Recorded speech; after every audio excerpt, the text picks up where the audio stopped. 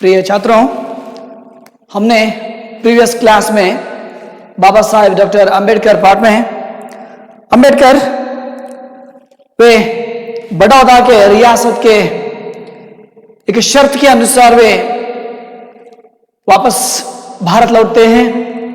यहाँ पर उन्होंने सैन्य में सचिव के एक ऐसे पद पर वे कार्य आरंभ करते हैं। उसके बाद वे उस नौकरी को छोड़कर उन्होंने मुंबई में कॉलेज में, जो सिडनेम कॉलेज, मुंबई के सिडनेम कॉलेज में वे प्रोफेसर के रूप में वे सेवा करते हैं। केवल मासिक 450 रुपए के एक मासिक वेतन पर वे काम करते हैं। वे भी जो काम करने की एक वजह क्या था, क्या है कि वह जो अधूरी पढ़ाई को वह पूर्ण करने के लिए जो डीएससी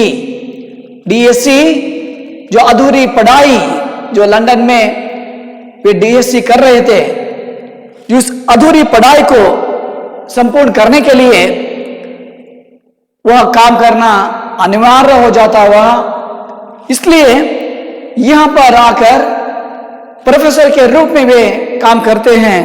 जो 450 रुपए जो मासिक वेतन पर वे काम करते रहते हैं। जो उस समय भी वे जो उनके सह अध्यापक या सह प्रोफेसर रहते हैं, जो उनसे भी जो जाति पद्धति का जो ऐसी एक कष्ट भी सहन करना पड़ता है। उसके बाद वे अंबेडकर अपने एक समाज के लिए जो एक ऐसे एक समाचार पत्र का प्रारंभ करते हैं।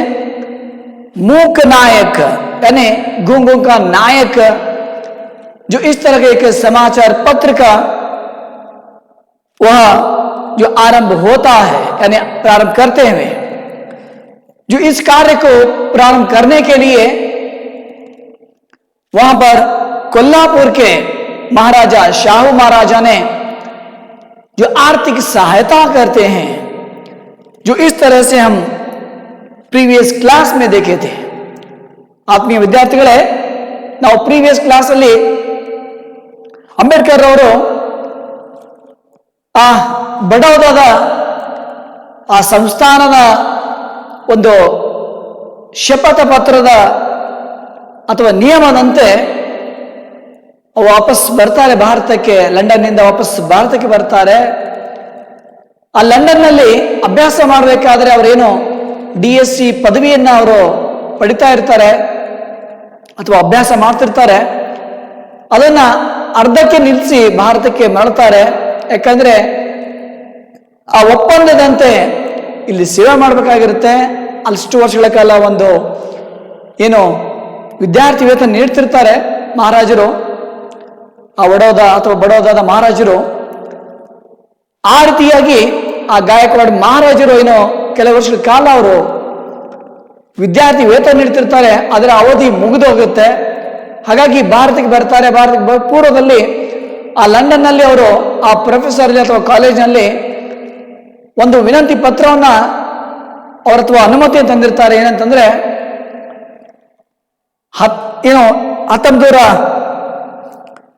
1921 ಈ ಅಭ್ಯಾಸವನ್ನ, ಅಂದ್ರೆ ಅರ್ಧಕ್ಕೆ ನಿಲ್ಲಿಸಿದಂತ ಅಭ್ಯಾಸವನ್ನ ಪೂರ್ಣ ಮಾಡಬಹುದು ಅಂತಂದು ಅನುಮತಿಯನ್ನು ತಗೊಂಡು ಭಾರತಕ್ಕೆ ಮರಳಿರ್ತಾರೆ। ಇಲ್ಲಿ ಬಂದ್ಮೇಲೆ ಅವರು ಇಲ್ಲಿ ಈ ಒಂದು ಬಡೌದಾದ ಆ ರಿಯಾಸ್ ಅಥವಾ ಏನೋ ಸಂಸ್ಥಾನದಲ್ಲಿ ಸೈನ್ಯದ ಸಚಿವರ ಒಂದು ದೊಡ್ಡ ಹುದ್ದೆಗೆ ನಿಯುಕ್ತಿಗೊಂಡು ಅಲ್ಲಿ ಸೇವೆ ಮಾಡ್ತಾ ಇರ್ತಾರೆ।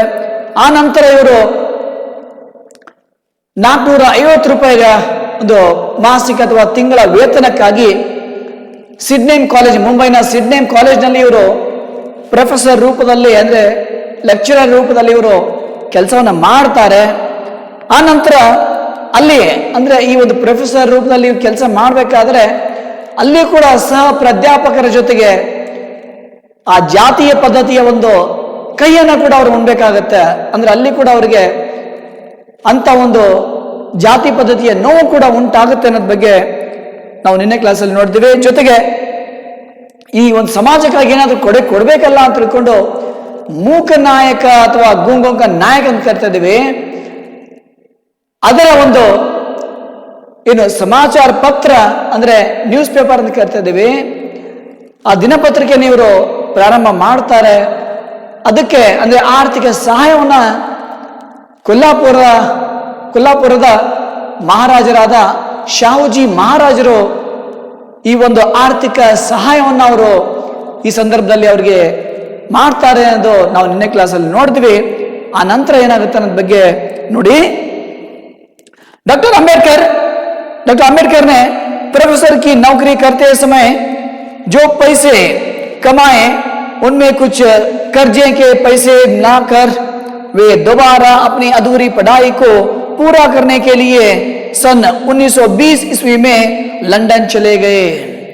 देखिए छात्रों, डॉक्टर अंबेडकर ने जो प्रोफेसर के नौकरी पर थे, मुंबई में सिडनी कॉलेज के प्रोफेसर के रूप में वे सेवा कर रहे थे। उस समय जो 450 रुपए मासिक वेतन मिलता था, जो उसमें कुछ पैसे बचाकर जो सेव कर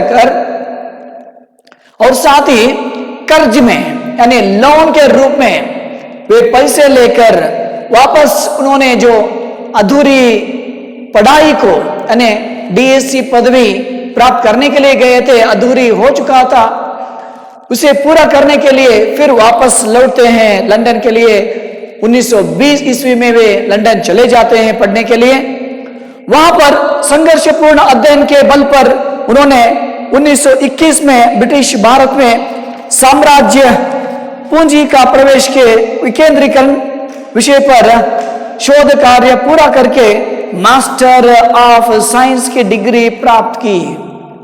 देखिए छात्रों, उन्होंने जो ऐसे एक विषय लेकर वे डीएससी किए, जो 1923 ईस्वी में, जो उन्होंने 1921 ईस्वी में ब्रिटिश भारत में साम्राज्य पूंजी का एक प्रादेशिक विकेंद्रीकरण विषय पर वे अनुसंधान या शोध कार्य करते हुए एक डीएससी की पदवी वे प्राप्त करते हैं। ನೋಡಿ ವಿದ್ಯಾರ್ಥಿಗಳೇ, ಇವರು ಅಂಬೇಡ್ಕರ್ ಅವರು ಏನೋ ಅರ್ಧಕ್ಕೆ ನಿಲ್ಲಿಸಿದಂತಹ ಒಂದು DSc ಪದವಿಯನ್ನ ಗಳಿಸಲಿಕ್ಕೆ ಇವರೇನು ಲಂಡನ್ಗೆ ವಾಪಸ್ ಹೋಗ್ತಾರೆ. ಹೋಗಿನ ಮುಂಚೆ ಇವರು ಮುಂಬೈನ ಒಂದು ಸಿಡ್ನಿ ಕಾಲೇಜಿನಲ್ಲಿ ಸೇವೆ ಮಾಡಬೇಕಾದ್ರೆ ತಿಂಗಳಿಗೆ 450 ರೂಪಾಯಿಗಳ ಒಂದು ವೇತನಕ್ಕಾಗಿ ದುಡಿತಾ ಇದ್ರು. ಅದರಲ್ಲಿ ಕೂಡಿಟ್ಟ ದುಡ್ಡನ್ನ ಜೊತೆಗೆ ಸಾಲವನ್ನ ಪಡ್ಕೊಂಡು 1920ಕ್ಕೆ ಲಂಡನ್ಗೆ ಹೋಗ್ತಾರೆ. ಅನಂತರ 1921ರಲ್ಲಿ ಬ್ರಿಟಿಷ್ ಭಾರತದಲ್ಲಿ ಆ ಸಾಮ್ರಾಜ್ಯರ ಒಂದು ವಿಷಯದ ಮೇಲೆ ಏನ್ ಮಾಡ್ತಾರೆ ಅಂದ್ರೆ ಇವರು ರಿಸರ್ಚ್ ಅಥವಾ ಅನುಸಂಧಾನ ಅಂತ ಕರಿತಾ ಇದ್ದೇವೆ, ಅದನ್ನ ಮಾಡಿ ಇವರು ಡಾಕ್ಟರ್ ಆಫ್ ಸೈನ್ಸ್ ಅಂತ ಕರಿತಾ ಇದ್ದೇವೆ.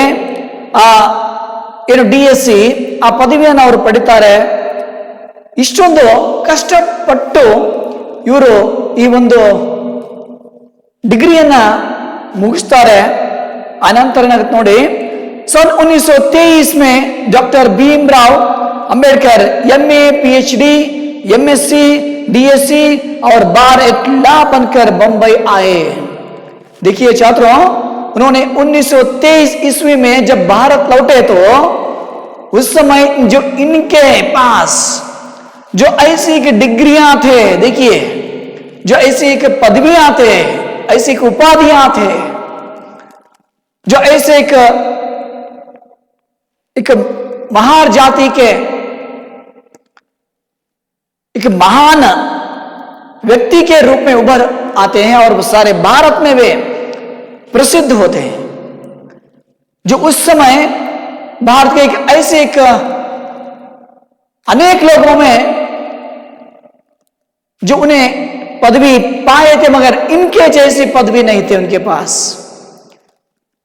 जो इन्होंने 1923 ईस्वी में MA किए, PhD किए, MSc किए, DSc और बार लॉ बनकर वापस आए। मैंने कहा कि जो महार जाति में, महार समाज में जो इस तरह के एक उपाधि पाने वाले एक ही हो सकते हैं।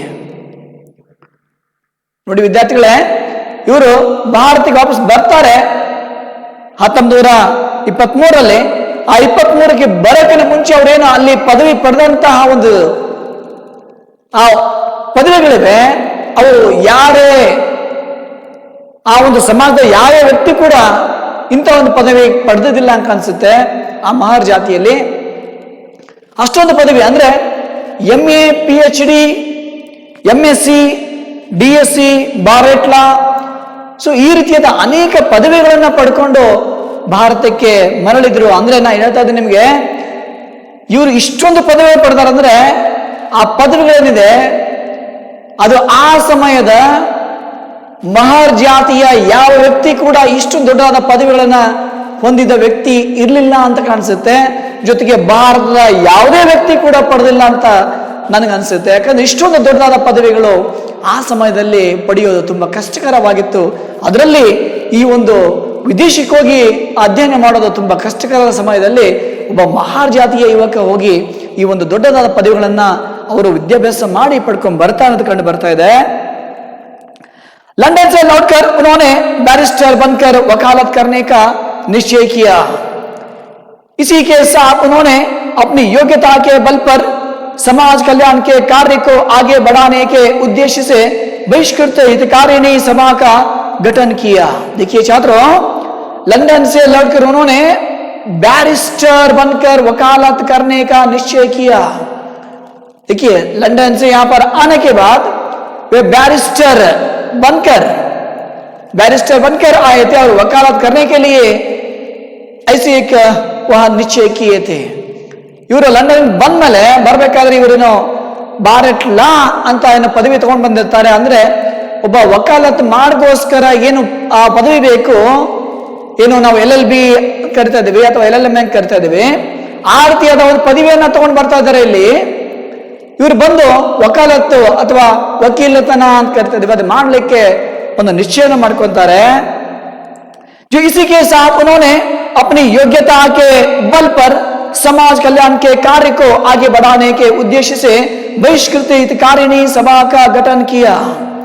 जो इसी के साथ उन्होंने अपनी योग्यता के बल पर समाज कल्याण कार्य को आगे बढ़ाने के लिए उन्होंने जो ऐसी एक सभा का आयोजन भी किया, संगठन किया. वह संगठन कौन सा है? बहिष्कृत हितकारिणी सभा.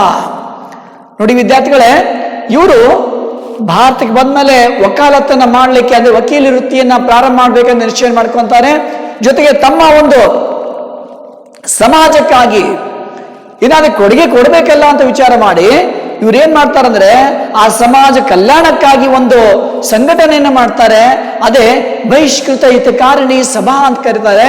ಅದರ ಸಂಘಟನೆಯನ್ನ ಮಾಡ್ತಾರೆ. ಅದರ ಒಂದು ಸಂಘಟನೆಯನ್ನ ಮಾಡಿಕೊಂಡು ಅಲ್ಲಿಂದ ಕಾರ್ಯ ಕೂಡ ಮಾಡಲಿಕ್ಕೆ प्रारंभ ಮಾಡ್ತಾರೆ. सन 1924 में उन्होंने समता सैनिक दल की जो स्थापना की. 1924 ईस्वी में उन्होंने जो और एक पक्ष का उद्घाटन करते हैं, जो कौन सा है? समता सैनिक दल की स्थापना करते हैं.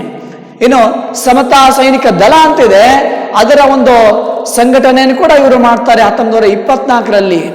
ಅಂದ್ರೆ ಇವರು ಅಲ್ಲಿಂದ ಬಂದ್ಮೇಲೆ, ಲಂಡನ್ ಇಂದ ಭಾರತಕ್ಕೆ ಬಂದ್ಮೇಲೆ ಇವರು ಖಾಲಿ ಕೂರ್ಲಿಲ್ಲ. 1921ಕ್ಕೆ ಭಾರತಕ್ಕೆ ಬರ್ತಾರೆ. ಬಂದ ನಂತರ ಇವರು ಏನ್ ಮಾಡ್ತಾರೆ? ಈ ಒಂದು ಬಹಿಷ್ಕೃತ ಹಿತಕಾರಿಣಿ ಸಭಾ ಅಂತ ಒಂದು ಸಮಾಜದ ಸಂಘಟನೆ ಮಾಡ್ತಾರೆ. ಜೊತೆಗೆ ಇನ್ನೊಂದು ಈ ಸಮತಾ ಸೈನಿಕ ದಳ ಕೂಡ ಒಂದು ಪಕ್ಷವನ್ನಾಗಿ ಇವರು ಪ್ರಾರಂಭ ಮಾಡ್ತಾರೆ ಎಂದು ಕಂಡು ಬರ್ತಾ ಇದೆ 1924ರಲ್ಲಿ.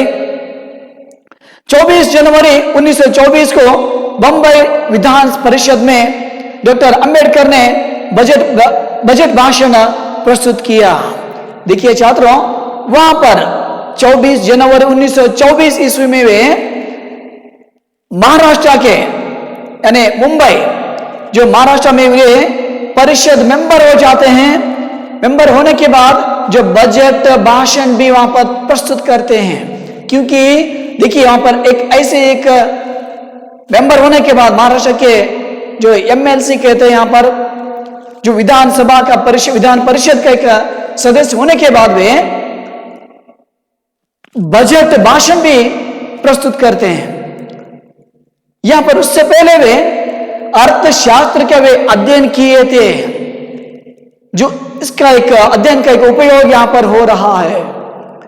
ನೋಡಿ ವಿದ್ಯಾರ್ಥಿಗಳೇ, ಇವರು 24 ಜನವರಿ 1924ರಲ್ಲಿ ಏನ್ ಮಾಡ್ತಾರೆ ಅಂದ್ರೆ ಆ ಮಹಾರಾಷ್ಟ್ರ ಅಥವಾ ಮುಂಬೈನ ಏನು ವಿಧಾನ ಪರಿಷತ್ತಿನ ಸದಸ್ಯರಾಗಿ ಆಯ್ಕೆ ಆಗ್ತಾರೆ. ಆನಂತರ ಇವರು ಅಲ್ಲಿ ಬಜೆಟ್ ಭಾಷಣ ಕೂಡ ಮಾಡ್ತಾರೆ. ಈ ಬಜೆಟ್ ಅಂದ್ರೆ ನೀವೆಲ್ಲ ಗೊತ್ತಿದೆ, ಈ ಆಯವ್ಯಯ ಪತ್ರ ಮಂಡಿಸ್ತಾರೆ. ಆ ಸಮಯದಲ್ಲಿ ಇವರು ಎಷ್ಟೊಂದು ಯೂಸ್ ಆಗ್ತದೆ ಇವರಿಗೆ, ಆ ಒಂದು ಅರ್ಥಶಾಸ್ತ್ರ ಅಧ್ಯಯನ ಕೂಡ ಮಾಡಿರ್ತಾರೆ. ಹಾಗಾಗಿ ಈ ಒಂದು ಬಜೆಟ್ ಭಾಷಣ ಮಾಡಲಿಕ್ಕೆ ತುಂಬಾ ಅನುಕೂಲ ಆಗುತ್ತೆ ಆ ಸಂದರ್ಭದಲ್ಲಿ. उन्होंने बम्बई विधान परिषद का सदस्य रहते हुए जन कल्याण के बहुत से कार्य किए। इसी बीच उन्हें पता चला कि महाड नामक स्थान पर हिंदुओं के धर्म स्थानों कुओं व तालाब पर कुत्ते, बिल्ली, गाय, भैंस व गधे, सुअर तो पानी पी सकते हैं, पर अछूत लोग नहीं। यह तो जातीय भेदभाव की पराकाष्ठा थी। देखिए छात्रों, वे विधान परिषद के सदस्य होने के बाद अनेक सेवा एक कार्य करते हैं। जो इसी बीच यहां पर एक ऐसा पर एक घटना होती है, जो महाड नामक एक गांव में वहां के धार्मिक स्थलों पर जो और साथ ही कुओं, तालाब पर कुत्ते, सुअर और गधे भी, जो इस तरह के प्राणी वहां पर जाकर तालाब में पानी पी सकते हैं, मगर एक मनुष्य होते हुए उस तालाब से पानी निकालना या छूना भी बहुत मुश्किल था। जो उन्हें ऐसे एक निर्बंध लगा हुआ था एक महाड नामक के गांव में। ये सुनने के बाद अंबेडकर इसे देखकर, ये सुनकर, एक अछूत लोग नहीं वहां पर जाने के लिए मना था, इसलिए वहां पर सुअर, गधे, जो इस तरह के प्राणी जाकर पानी पी सकते हैं, मगर एक अछूत का एक व्यक्ति जाकर पानी छू नहीं सकता था। इसे देखकर उन्हें बहुत दुख हुआ। उसके बाद वे या तो जातीय भेदभाव की पराकाष्ठा थी, ये सुनते ही ये तो जातीय पद्धति की एक भेदभाव की एक पराकाष्ठा थी।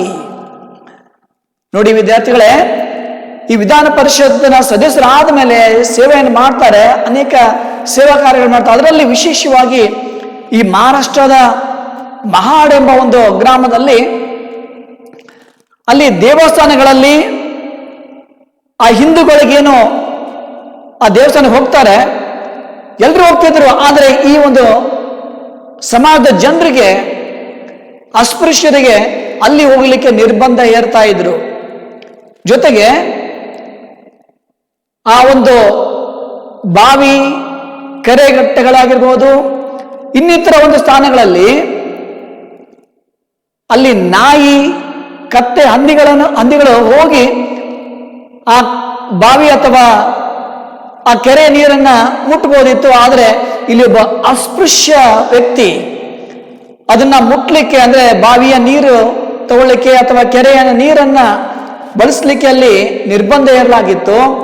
ಇದನ್ನ ನೋಡಿದ್ರೆ ಈ ಜಾತಿ ಪದ್ಧತಿಯ ಒಂದು ಪರಾಕಾಷ್ಠೆ ಎಷ್ಟೊಂದು ಎತ್ತರಕ್ಕೆ ಹೋಗಿದೆ ಅಂತ ತಿಳ್ಕೊಂಡು ದುಃಖವನ್ನ ಪಟ್ಟು ಇದಕ್ಕೇನಾದ್ರೂ ಒಂದು ಸೊಲ್ಯೂಷನ್ ಕೊಡಬೇಕು, ಪರಿಹಾರ ಕೊಡಬೇಕು ಅಂತ ತಿಳ್ಕೊಂಡು ವಿಚಾರ ಮಾಡಿ ಅಲ್ಲಿಗೆ, ಅದೇ ಊರಿಗೆ ಹೋಗಿ ಯಾವ ರೀತಿಯಾದ ಒಂದು ಸೇವೆಯನ್ನ ಮಾಡ್ತಾರೆ, ಆ ಜನರನ್ನ ಅವರಿಗೆ ಅದನ್ನ ಮುಕ್ತ ಅವಕಾಶ ಮಾಡ್ತಾರೆ, ಆ ಬಾವಿ ಕೆರೆಗಳನ್ನ ಅನ್ನೋ ಬಗ್ಗೆ ನೋಡಿ.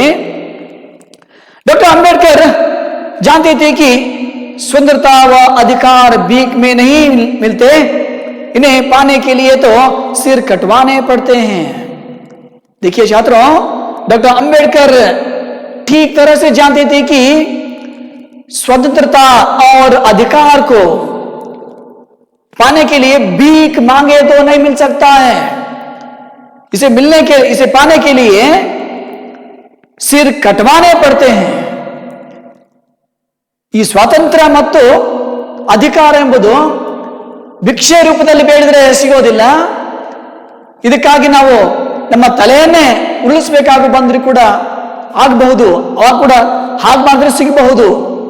ಕೇವಲ ಭಿಕ್ಷೆ ಬೇಡೋದ್ರಿಂದ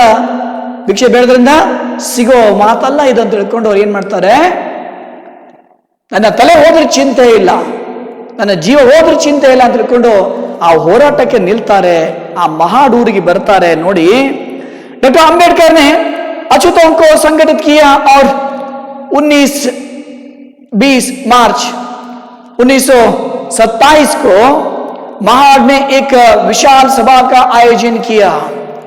देखिए छात्रों, डॉक्टर अंबेडकर ने इसे देखते हुए महाड नामक एक गांव में जो ऐसे अस्पृश्य लोगों को जो एक भेदभाव देखकर, ये देखते ही जो इस गांव पर पहुंचते हैं, जाकर देखिए जो दिनांक 19 और 20 मार्च 1927 ईस्वी में महाड नामक एक गांव में जो एक भेदभाव हो रहा था, अस्पृश्य का एक निबंधन था, वहां पर वे लोगों को ऐसे एक निर्बंध किया जा रहा था पानी लेने के लिए। जो ऐसे गांव पर वे एक विशाल सभा का आयोजन करते हैं। ನೋಡಿ ವಿದ್ಯಾರ್ಥಿಗಳೇ, ಇವರು ಈ ಒಂದು ಮಹಾಡ್ ಊರಲ್ಲಿ ಏನು ಅಸ್ಪೃಶ್ಯದ ಒಂದು ಪರಾಕಾಷ್ಠೆ ನಡೆದಿತ್ತಲ್ಲಿ ಅದನ್ನ ನಿರ್ಮೂಲನೆ ಮಾಡಬೇಕು ಅಂತ ತಿಳ್ಕೊಂಡು ಈ ಊರಿಗೆ ಬರ್ತಾರೆ. ಈ ಊರಲ್ಲಿ ದೊಡ್ಡದಾದ ಒಂದು ವಿಶಾಲವಾದ ಅಂದ್ರೆ ದೊಡ್ಡದಾದ ಒಂದು ಸಭೆಯನ್ನ ಏರ್ಪಡಿಸ್ತಾರೆ. ತಮ್ಮದೇ ಸಮಾಜದ ಜನರ ಒಂದು ಸಭೆಯನ್ನ ಏರ್ಪಡಿಸ್ತಾರೆ. ಅದು 19 ಮತ್ತು 20 ತಾರೀಕು ಮಾರ್ಚ್ 1927ರಲ್ಲಿ ಈ ಒಂದು ಸಭೆಯ ಆಯೋಜನ ಆಗುತ್ತೆ. ಅಲ್ಲಿ संसार के मानव इतिहास की यह ऐसी घटना थी, शायद ही कोई विदेशी विश्वास करेगा कि भारत के अछूतों को अपनी जान खतरे में डालकर पानी पीने के लिए संघर्ष करना पड़ा था। देखिए छात्रों, संसार के मानव इतिहास की यह ऐसी घटना थी, संसार के मानव इतिहास में एक ऐसी प्रथम घटना थी कि शायद कोई विदेशी विश्वास करेगा कि भारत के अछूतों को अपनी जान खतरे में डालकर जो पीने के लिए पानी की व्यवस्था यहां पर करवाना पड़ रहा है। जो इस तरह की घटना यहां पर हुई थी। ನೋಡಿ ವಿದ್ಯಾರ್ಥಿಗಳೇ, ಏನು ಈ 19 ಮತ್ತು 20 ಮಾರ್ಚ್ 1927ರಲ್ಲಿ ಏನು ಈ ದೊಡ್ಡೊಂದು ಸಭೆಯನ್ನ ಏರ್ಪಡಿಸ್ತಾರೆ. ಈ ಸಭೆ ನೋಡಿದ್ರೆ ಗೊತ್ತಾಗ್ತಿತ್ತು ಏನಂದ್ರೆ, ಈ ವಿದೇಶಿಗರು ಮಾತ್ರ ನಂಬ್ತಾರೆ ತಮ್ಮ ಒಂದು ಈ ಮನುಷ್ಯ ಒಂದು ಇತಿಹಾಸದಲ್ಲಿ ಚರಿತ್ರೆಯಲ್ಲಿ ಮೊಟ್ಟ ಮೊದಲ ಬಾರಿಗೆ ಅನ್ಬೋದು ಏನಂದ್ರೆ, ನೀರು ಕುಡಿಲಿಕ್ಕೆ ಜೀವವನ್ನೇ ಮುಡಿಪಾಗಿ ಇಡಬಹುದೇನೋ ಇಂಥ ಒಂದು ಘಟನೆ ಈ ಒಂದು ಊರಲ್ಲಿ ಆಗ್ತಾ ಇತ್ತು. ಯಾಕಂದ್ರೆ ಅವರು ದೊಡ್ಡದಾದ ಸಂಘಟನೆಯನ್ನು ಮಾಡಿಕೊಂಡು ಅಲ್ಲಿ ಬಂದು ಏನ್ ಮಾಡ್ತಾ ಇದ್ದಾರೆ, ಆ ಜನರಿಗೋಸ್ಕರ, ತಮ್ಮ ಸಮಾಜದ ಜನರಿಗೋಸ್ಕರ ಹೋರಾಟ ಮಾಡಲಿಕ್ಕೆ ಅಲ್ಲಿ ಬಂದಿದ್ರು. इस संघर्ष में डॉक्टर अंबेडकर को सफलता मिली और इस घटना की सफलता के साथ डॉक्टर अंबेडकर अछूतों के ईमानदार नेता के रूप में स्थापित हुए। इस संघर्ष में डॉक्टर अंबेडकर को सफलता मिली. ಈ ಒಂದು ಸಂಘಟನೆಯಲ್ಲಿ ಅಂದ್ರೆ ಈ ಒಂದು ದೊಡ್ಡದಾದ ಸಭೆಯಲ್ಲಿ ಅಥವಾ ಒಂದು ಸಂಘಟನೆಯಲ್ಲಿ ದೊಡ್ಡದಾದ ಯಶಸ್ಸು ಸಿಗ್ತಾ ಇದೆ ಅವರಿಗೆ.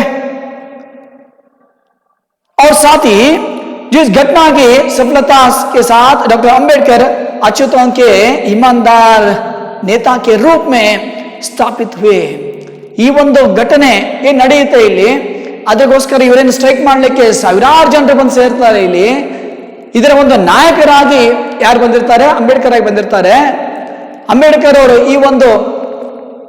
ಈ ಸಂಘಟನೆಯ ಪ್ರಾಮಾಣಿಕ ನಾಯಕನಾಗಿ ಇವರು ಹೊರಹೊಮ್ಮುತ್ತಾರೆ, ಮತ್ತೆ ಆಯ್ಕೆ ಕೂಡ ಆಗ್ತಾರೆ. ತಮ್ಮ ಸಮಾಜದ ಈ ಒಂದು ಅಸ್ಪೃಶ್ಯ ಸಮಾಜದ ಒಬ್ಬ ಪ್ರಶ್ನಾತೀತ ನಾಯಕನಾಗಿ ಹೊರಗೆ ಬರ್ತಾರೆ. ಜೊತೆಗೆ ಆ ಸಮಾಜಕ್ಕಾಗಿ ಯಾವ ರೀತಿ ಅವರು ಮುನ್ನಡೆಸ್ತಾರೆ, ಯಾವ ರೀತಿಯಾಗಿ ಈ ಸಮಾಜದ ಉದ್ಧಾರಕ್ಕಾಗಿ ತಾವು ಏನು ಮಾಡ್ತಾರೆ ಅನ್ನೋ ಬಗ್ಗೆ ಮತ್ತೆ ನಾಳೆ ಕ್ಲಾಸಲ್ಲಿ ಇದನ್ನ ಕಂಟಿನ್ಯೂ ಮಾಡ್ತಾ ಈ ಒಂದು ಕ್ಲಾಸನ್ನು ಇವತ್ತೇ ಇಲ್ಲಿಗೆ ಮುಗಿಸೋಣ. ಓಕೆ.